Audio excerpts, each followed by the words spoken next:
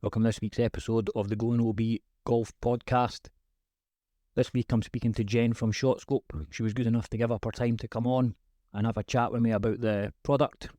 Shotscope, for those of you who don't know, is a GPS-based golf tracking performance system. So hopefully you'll find some value in this. I definitely have, and we'll catch you next week.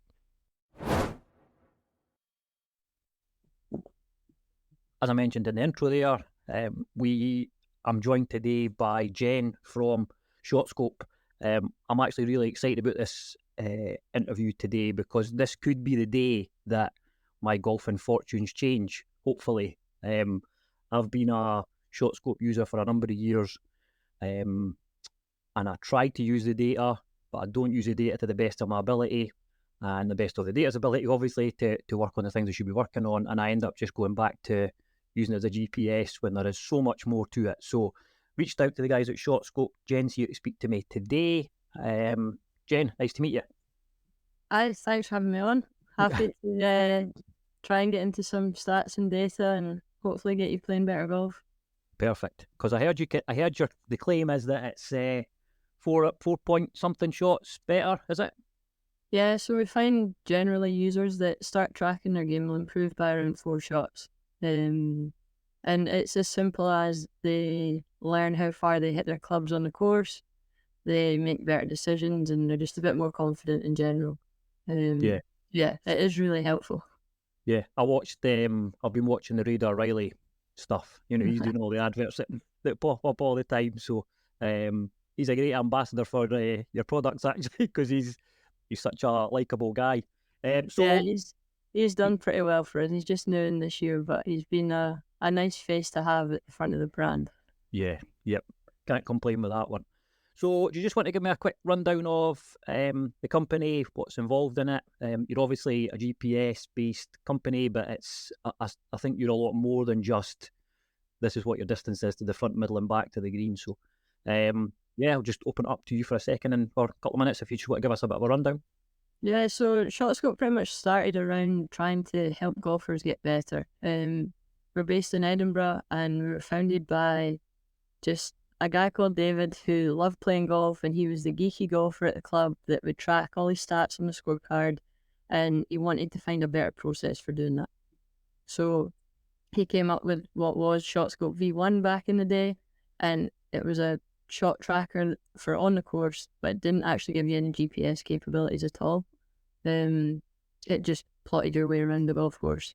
And then as the company expanded, we realised that it was easy to integrate it into a GPS watch. So then V2 came around, and then ever since then, that was probably back in 2018, the V2.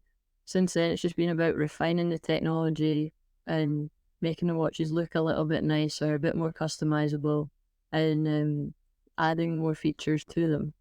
So the latest watch we've just launched is the V5. We launched the X5 last year. It's a touchscreen watch. The V5 is back to being button navigation, ease and simplicity. People find it easier to use that on a golf course. Yeah. But the real special thing about both V5 and X5 is the technology for tracking your shots is in the strap of the watch itself. So with every watch, you get 16 tags that screw into the end of your club.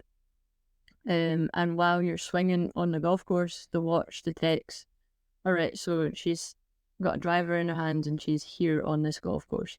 And then doesn't know what direction you've hit it in yet until you get down the fairway, hopefully, pull out a 7-iron, and then they're like, okay, she's hit her driver at 250 yards and she's in the fairway. She's now hit a 7-iron and missed the green, for example. And it really doesn't require much from the golfer on the course at all. The watch does all the work in the background for you. You just play your golf like normal. And it doesn't really interfere, especially if you're used to wearing a watch while you play. Yeah. You shouldn't really notice the difference. The only thing that we ask golfers to do is mark the pin position. So you think about it, we know you've hit 5 shots on a hole. We just don't know where that end point is. So we know you've hit a putt from here and a putt from over there, but we don't know whether the first putt went 5 foot past, and then you hold it on the way back. So when you take the ball out of the hole, you just push a button to say the pin's here. And that then is sort of the backbone for working out all your stats. So how close did you actually hit it to that flag? And so on from that. It's really quite simple. Yeah, it's almost voodoo stuff. See, when I first bought that, the V2 version of it. So I've had the V2, the V3, and I'm now on an X5. And when it first came out, you're like, how is this working all this out for me now? Yeah, it's obviously very, very technical. Well, the easy way technology. to kind of explain it is it's similar to your contactless payment on your phone. So when you go to do your Apple Pay or whatever, that approximates a similar technology. So when you're holding a golf club with the tag in the end, the watch is like, oh, they've got a driver. And then there's a lot of technical stuff in the back end trying to work out whether it's practice swings or full swings or all of that stuff. But that's the stuff that blows my mind, that like you can have practice swings and then you play your actual shot and it only tracks the one you've hit. Yeah. I put it down to some vibrations in the club or something. Am I close? That's nothing to do with vibration. It's probably a bit beyond my tech knowledge, to be honest. But I just know that it works.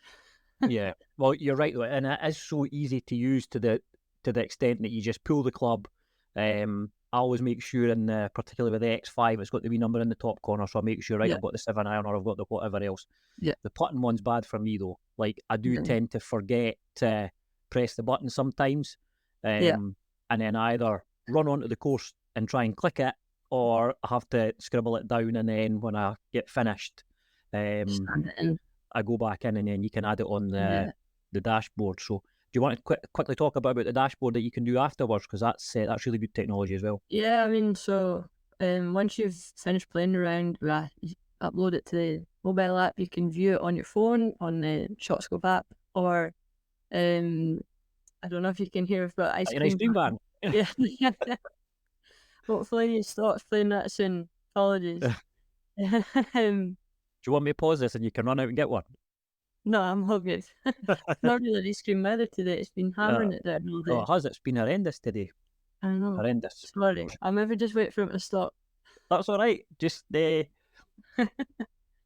that's it. Right. Real good. So yeah, once you've finished playing around, upload to the Shotscope app. It'll appear on your phone. Or you can log into the web dashboard and view around on a bigger screen like a laptop. And effectively, we'll ask users to edit and sign off their round. It's just like signing your scorecard when you play a competition. We want to verify that everything is correct and we've not got anything wrong.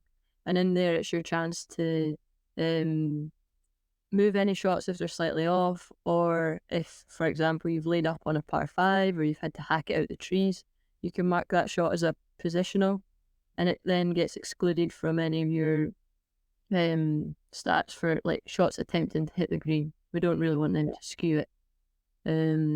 So that's a little sign-off process. But once you've done that, there's hundreds of stats that you can dive into.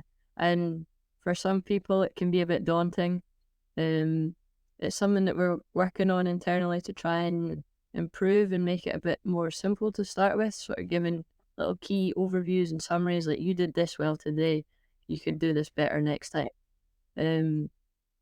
But if I was saying to someone new, if looking where to start, strokes gained sounds complicated. Maybe you hear them talk about it on a TV coverage, but really it's just comparing your game to a benchmark.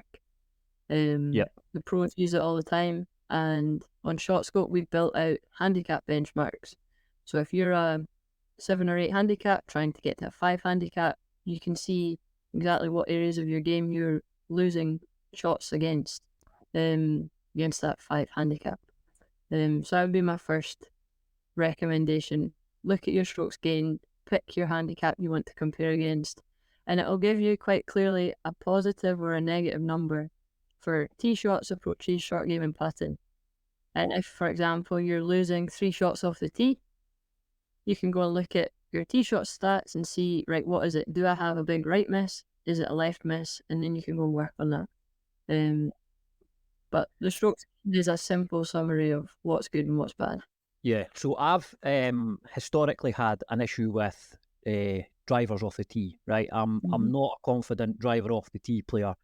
I have a big, I mean, I call it my power fade. Other people call it a slice, and other people call it a block, right? So I just hit the ball and it goes out right, and that's where it is. Yeah. So the one stat that I always did look at the end of my rounds was where was my ball ending up off the tee, and I mean, I knew it was going right, but it was just good to see it as physical data that yes, you do keep putting the ball in there. So I've actually taken my driver out my bag, and I now don't have a driver, and I'm playing a 2-iron.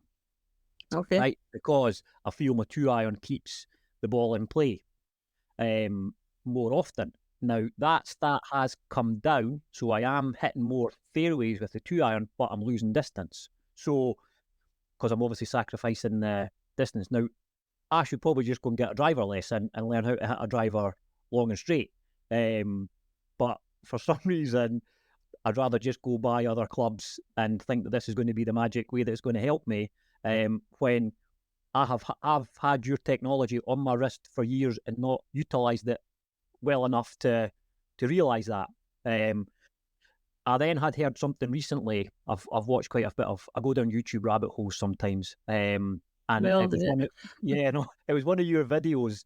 I can't remember who was talking about it, but it was the data was proving that as an amateur golfer, I'm an 18 handicapper, so like as an amateur golfer, the closer I can get to the green with my first shots should reduce the amount of shots I'm then having to play. So I now think I probably need to go buy another driver again, which pleases my wife no end because I keep chopping and changing clubs and I don't need this and I didn't need this other one. So are you finding that as a truer reflection of people's games then? Closer to the pin, lower scores?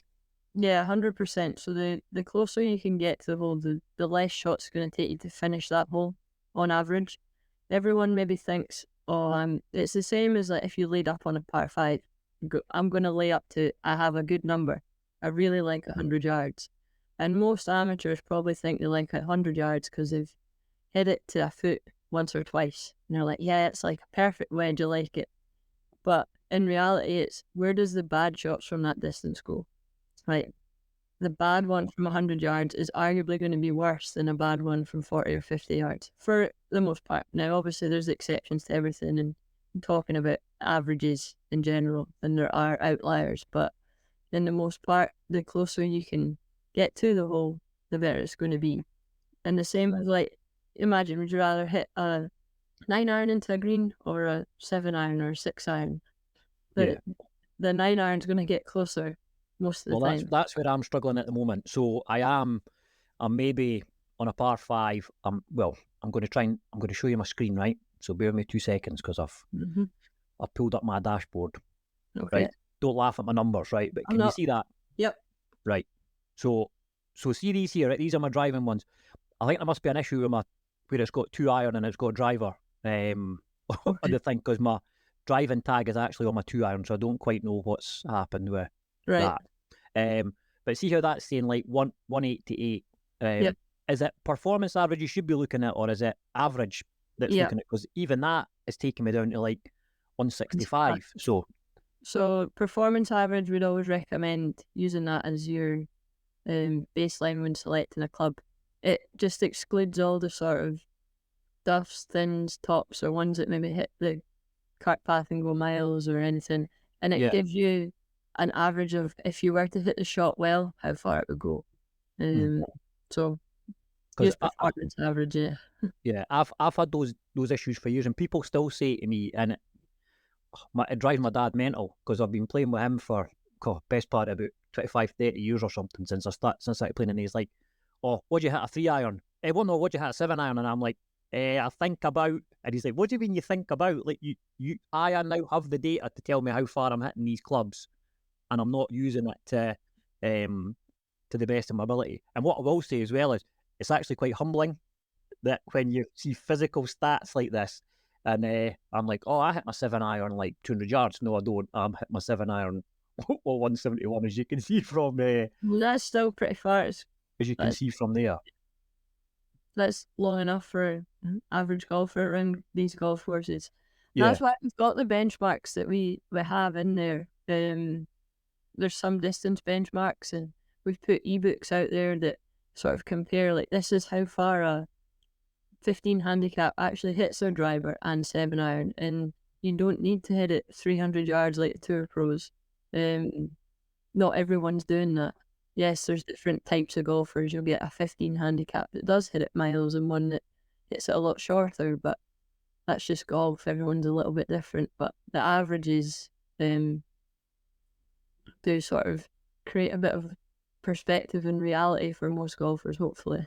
yeah. So it's playing at performance average we should be looking at then, yeah? Yeah, performance average. The average just includes every shot you've hit with that club. It's a true average.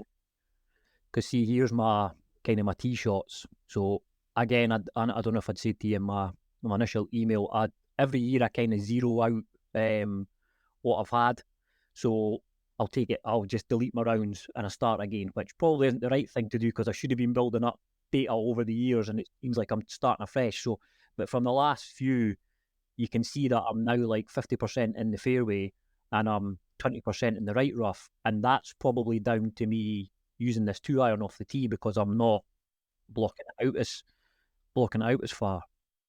Yeah, no, I mean, that's 50% is pretty good. That's the one stat that we see that doesn't really change across all levels of golfers. Everyone sort of sits around 50%, whether they're scratch golfer or a 10, 15, 20 handicap. It's just that the lower golfers are hitting it further down the fairway. There's my misses and stuff as well. So yeah, there's so much to sit and go through. The misses on that one is the biggest area that all amateurs can improve. So there you're missing short of the green 52% of the time. Not trying to make you feel bad about that, but it's common across all levels, and it comes back to people thinking they can hit it further than they actually do. And yeah, they miss short. Everyone seems to miss short a lot more than they hit the green. So we've kind of preached in the past, why don't you try playing to the back of the green yardage?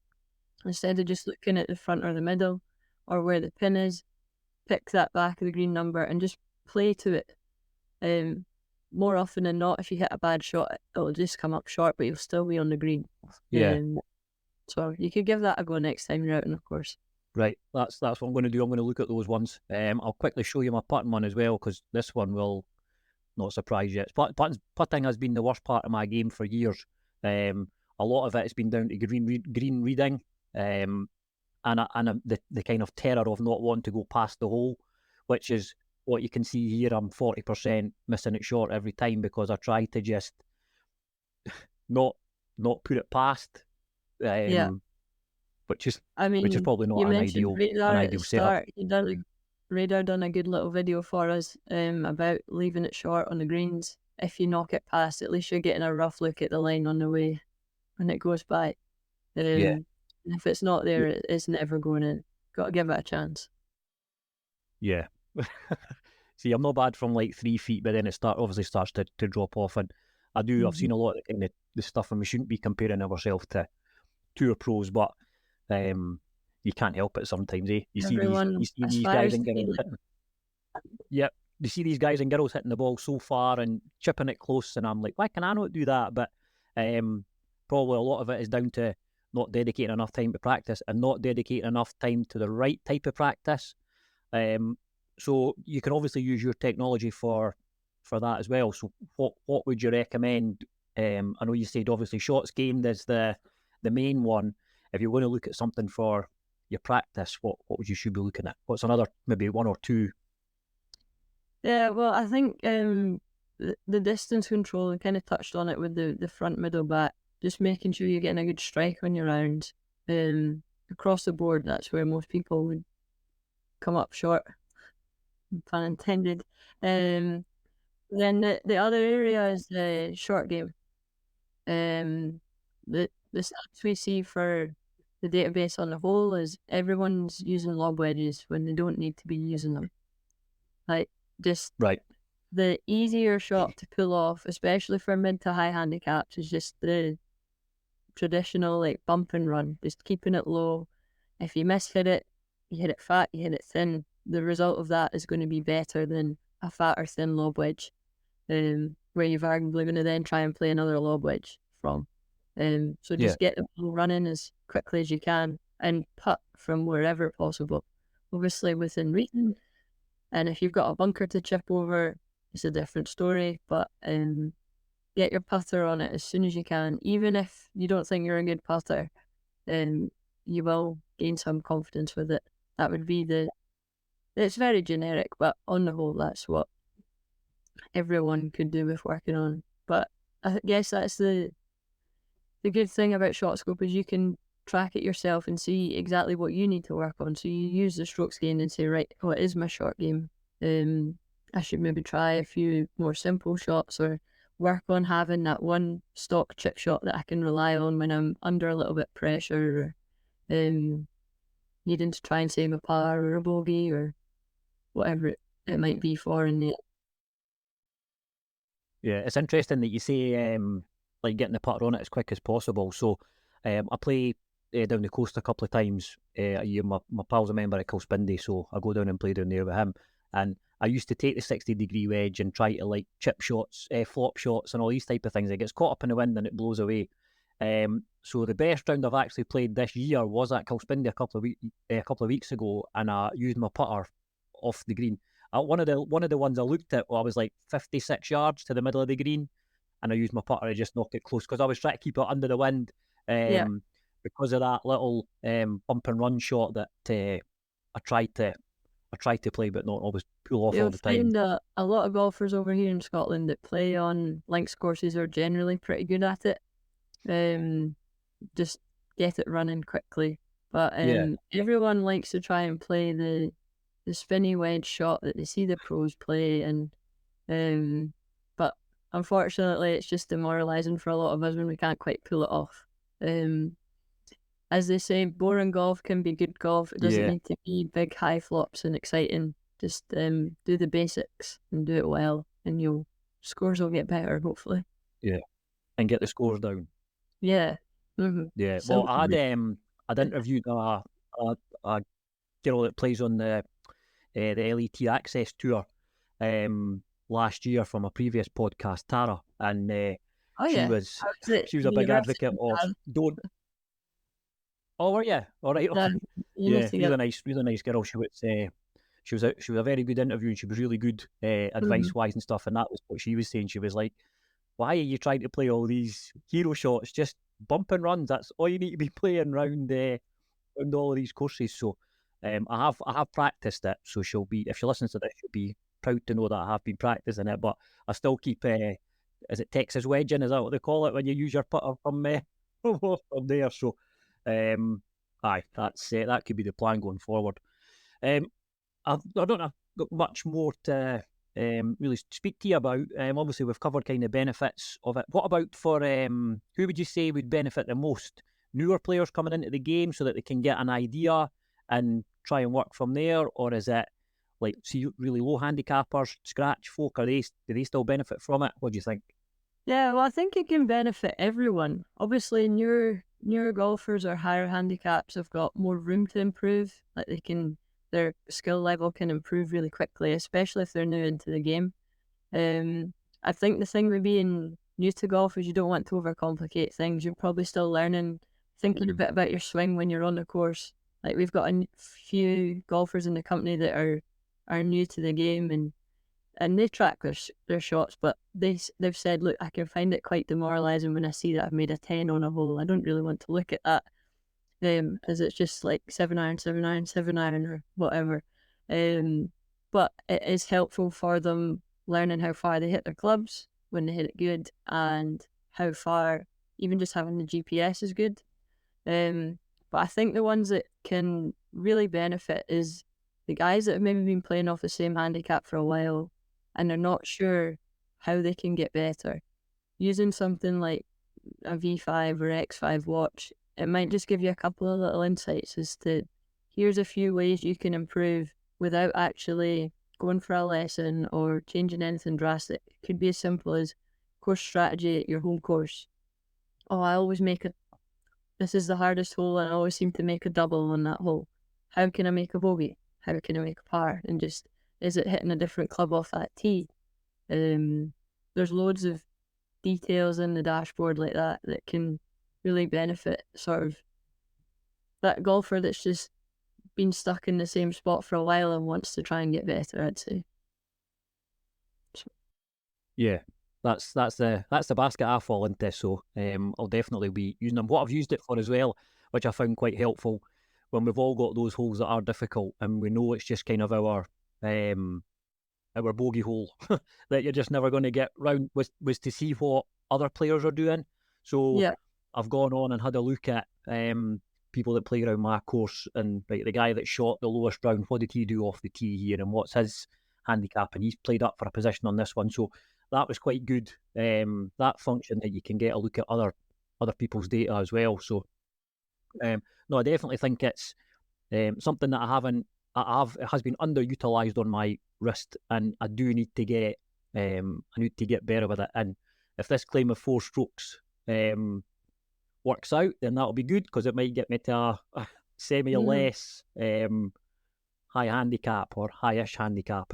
I think for you, from what I just saw in the little snap of your stats, is you had the 2 irons working for you, you're hitting more fairways, but it's the distance. You could probably do with being a bit further down the hole a few times. So I'd suggest maybe not a new driver, but maybe a driver lesson, because it is a different swing hitting a driver to an iron.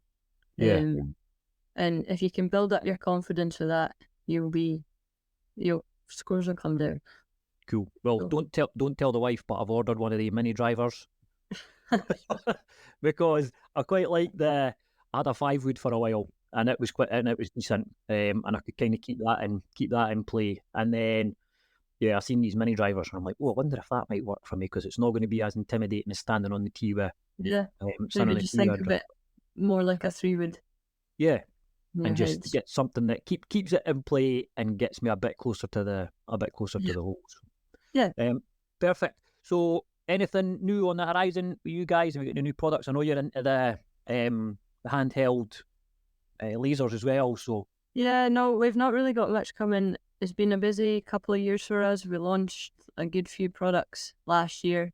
So this year's just really been about improving the features that we offer on those. So that's the thing with Shotscope as well. Once you've bought the product, it's not like we just forget about you. We're always trying to improve the product that you have. So whether that's adding new features to it or improving the stats that we offer. So that's been the focus for sort of this summer. And just really, the company's grown a lot in the last little while. So we're got all sorts of new challenges and opportunities over in America and Canada. So no new products in the pipeline just yet, but there's always something in the works. The latest thing that we just put out actually was we done a ebook with Danny Mod. All right, okay. So it kind of combines the stats and then some instructional YouTube videos with it. So right, okay. Some like quick fixes from Danny. Are they available on the website? Are they? Yeah, so you just go on the Shotscope website, you'll be able to download that. Perfect. I'll get a look on that, because Danny Mod's actually my dad's favourite YouTube pro. I know Tiger says that to get better at golf you shouldn't watch YouTube, but it does help for some people. It does help. There's a lot of different coaches out there, and I suppose it is quite difficult to try and find the right one. But I've never seen a Danny Mod video that I've not thought, oh, I could maybe potentially do that. Just his way of teaching is really really good. So that's great that you've partnered with him. Yeah. He makes things look a lot easier, or certainly explains things a lot easier. So perfect. Well, listen, Jen, thanks very much for coming on, and I'll keep in touch with you. I'll maybe send you some updates as I go, and we'll see how my tracking goes over the off season and into next year. But I really appreciate you giving up your time to come on and speak to me today. So thanks very much for that. Always happy to chat all things Shotscope. So, and nice to meet you as well. Perfect. Good luck with the rest of the season. Perfect. Thanks for that. Cheers. Cheers. Bye.